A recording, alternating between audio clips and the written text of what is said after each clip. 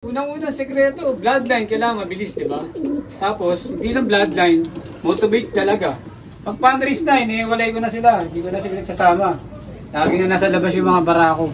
Meron akong binibigay nga, yung B12, yung mga ganyan, fundraise, pag-sprint mo.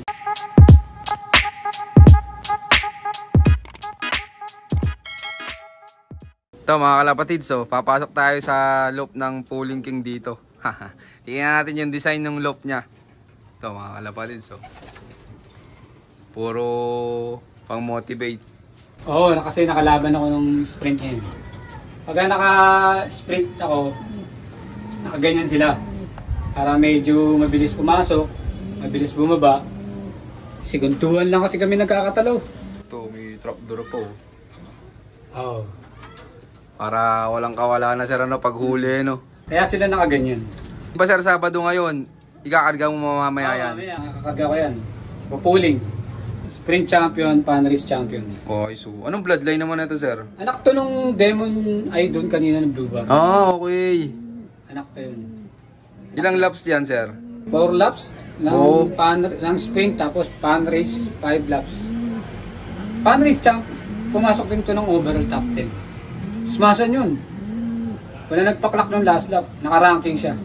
Pero kung per weather yun, baka pumasok talaga siya ng maganda. Ito mga kalapad. Tapos nilipad ko ulit yung winner. Tapos may anak siya, ito. Anak niya to, sa kanong fourth overall ng BFRC, pinagpares ko sila. Ito ngayon yung pulling winner ko ngayon ng YB. Ayos ito. Nakailang beses na sa pulling to sir? Nakarami na to. Series to ngayon, series mo. Ito. Nilalaro niya ngayong South. Oo, South. Mamaya, isasali mo rin ng pulling yan. Sali natin yan, YB. YB, old bird na rin to, old bird. Saka yun, yung nandito. Ito, anak din to nung Demon Idol. Talagang mabibilis yung mga nagiging anak nung may Devon ay mo na yun, ano? Oo, ito, tinan mo, ganda naman ta rin. Oo nga, ganun din mga kalapatid. So, nakailang banalo na yan ng pulling, sir? Ito, ngayon pa lang siya nagtututulin eh. Pumangalawa siya noong nakaraan eh. Tag team winner sila, first sila sa tag team. Oh. Parang nakikita ko sir, parang linggo-linggo nananalo ka ng pulling eh. At tsatsambahan siguro. Laging pumapesto kahit pa paano sa unahan. Oh, pero tingin mo sir, may sikreto po ba sa pagiging pulling king? Unang-unang sekreto, bloodline kailangan mabilis, di ba? Tapos, hindi lang bloodline, motivate talaga. Alam mo, sprint ng labanan, naka-motivate agad. Ayan, nakapare siya. Ganyan. Ayan. Naka-motivate siya. May kahaway. Ito. Kaya may bilis. Minsan, mabilis na sila. Ikot ang ikot. Matatalo tayo. Kailangan mabilis din bumaba, mabilis din pumasok. Sa sprint. Pero magbabago yan pagdating ng fundraise, ibang sistema naman yun. Iba naman sistema ng fundraise, iba naman ang sistema ng derby. Yun. Sir, pwedeng ma-share mo yung sistema mo dito pag fundraise? Pag fundraise na, iniwalay ko na sila. Hindi ko na sila nagsasama. Lagi na nasa labas yung mga barako. Hen na lang nasa loob. Ayun na lang nasa loob.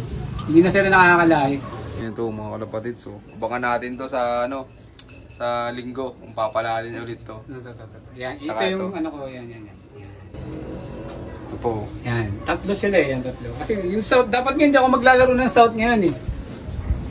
Yung ibang South, naibenta ko na eh. Dahil sabi ko, di mo na ako maglalaro ng South.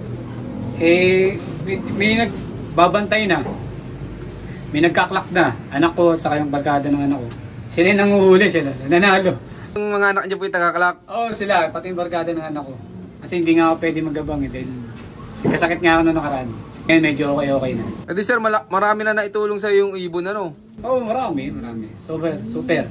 Sa totoo lang, yung mga ginastos sa loob ng bahay ko, halos lahat sa kalapate ng galing.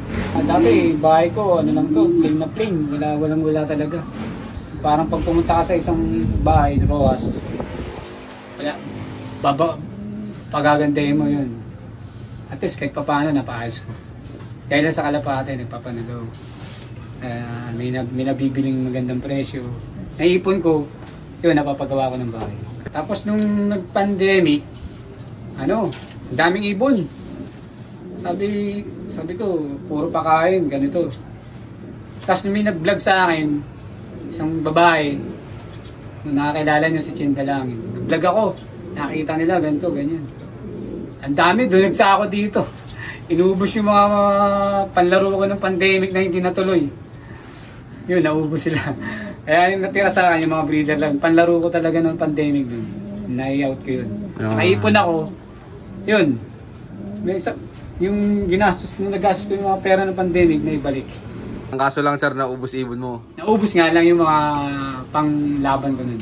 North and South yun, hindi natuloy. Kaya ang dami ano. Oo, kaya ang dami, dumaming ibon, kaya naibenta ko yung ibon.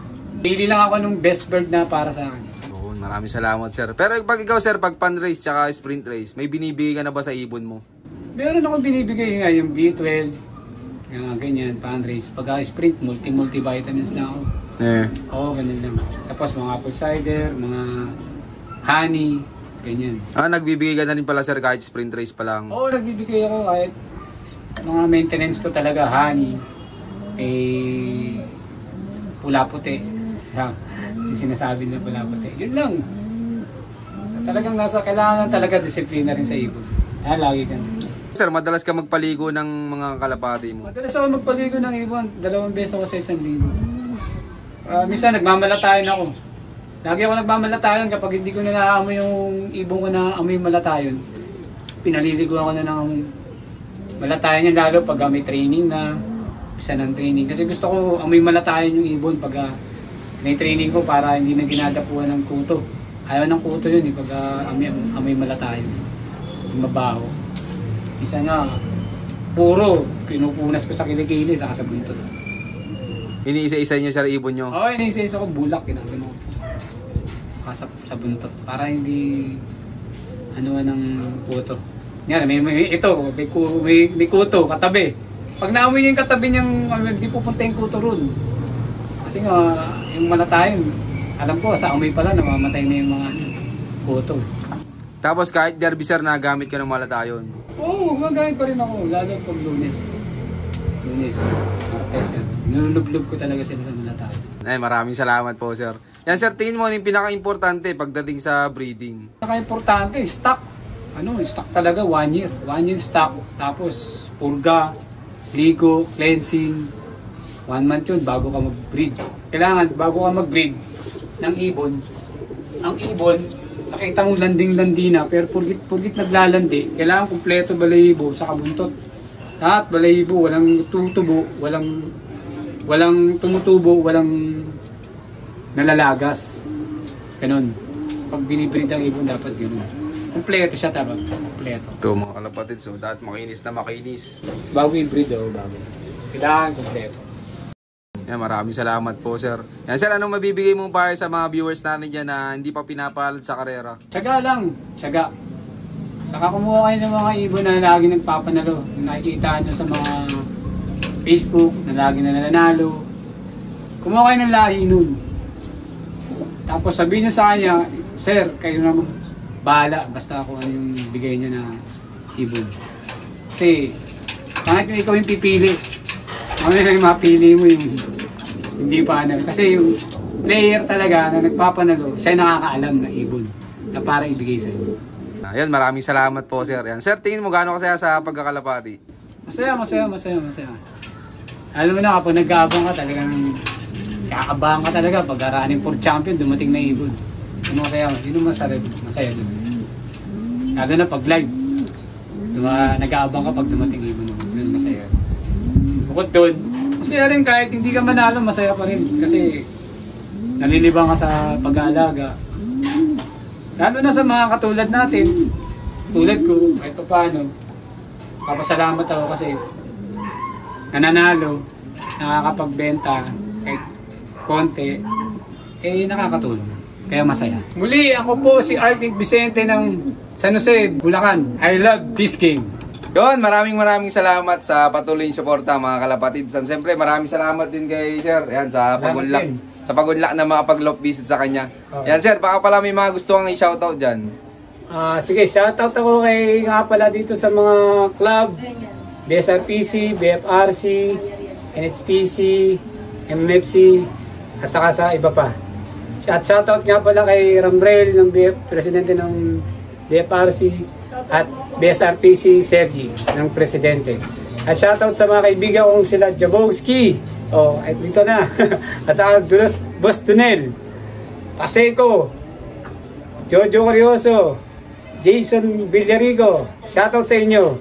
Sana magpanalo rin kayo sa pagkakalapate. Shoutout din daw ako sa asawa ko. Shoutout din daw. Shoutout sa inyo lahat at syempre shoutout din sa lahat ng mga patuloy na sumusuporta dyan at abangan nyo pa yung mga susunod yung follow-up visit sa'yo na. Keep watching and God bless you all. Thank you.